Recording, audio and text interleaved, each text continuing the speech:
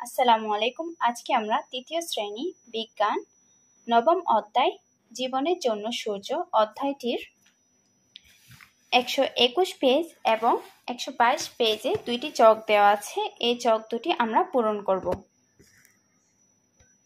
এখানে বলা হয়েছে নিচের চিত্রগুলো দেখি এবং দৈনন্দিন জীবনে যেসব বস্তু শুকাতে বা তৈরি করতে সূর্যের আলো কাজে লাগে তা লিখি। এখানে ছবি দেওয়া আছে, এগুলো থেকে আমরা এখানে লিখব। ছবিগুলো দেখলে আমরা বুঝতে পারবো মাছ শুকিয়ে শুটকি বানানো হচ্ছে সূর্যের আলো ব্যবহার করে, কাঁচা হলুদ শুকানো হচ্ছে এবং লবণাক্ত পানি শুকিয়ে লবণ তৈরি করা হচ্ছে,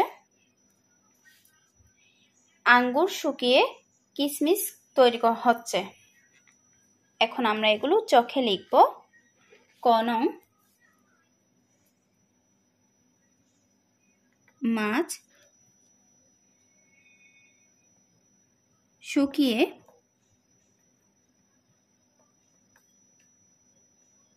শুটকি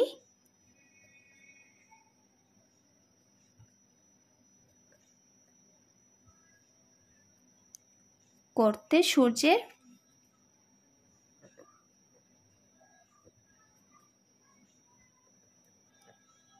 আলো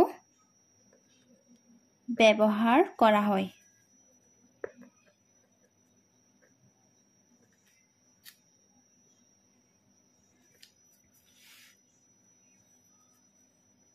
খ, কাঁচা হলুদ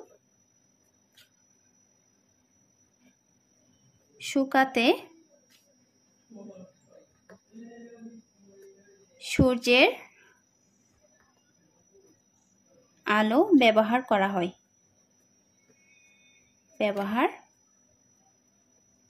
হয়। গ, লবণাক্ত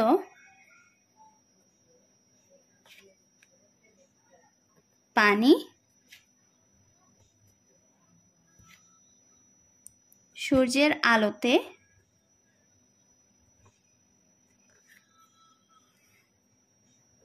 শুকিয়ে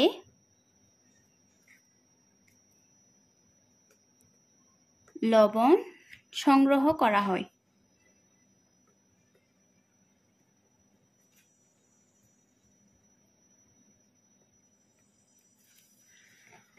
ঘ, সূর্যের আলোতে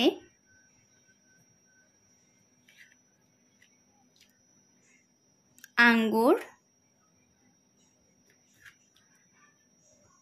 শুকিয়ে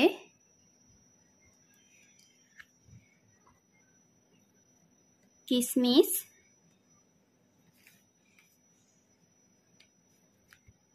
তৈরি হয়। আশা করছি তোমরা চকটির উত্তর বুঝতে পারছো। এখন আমরা এর পরের পেজের চকটির উত্তর জানব। এখানে বলা হয়েছে যা করতে হবে বিভিন্ন অবস্থানে 1, 2 এবং 3-এ, এই যে এখানে 1, 2, 3-এ টর্চ লাইট রেখে একটি কাঠির ছায়া পর্যবেক্ষণ করি। টর্চের অবস্থানের সঙ্গে ছায়ার দৈর্ঘ্য কিভাবে সম্পর্কিত তা বোঝার জন্য নিচের চকটি পূরণ করি।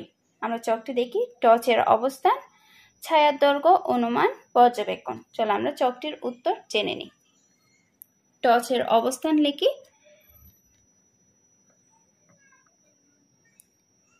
কাঠির পূর্ব দিকে।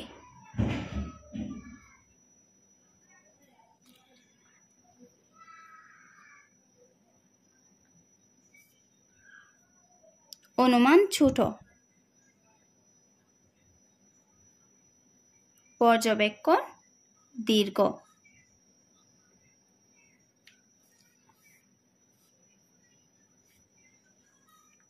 কাঠির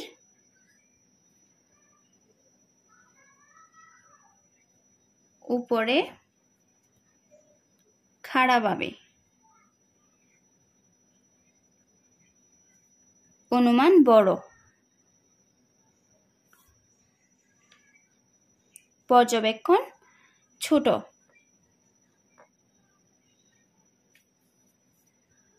তিন,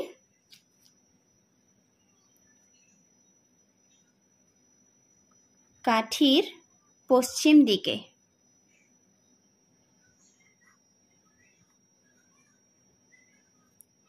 অনুমান ছোট, পর্যবেক্ষণ দীর্ঘ। আশা করছি তোমরা চকটির উত্তর বুঝতে পারছো। আমার ভিডিও যদি ভালো লেগে থাকে তাহলে আমাকে সাপোর্ট করবা।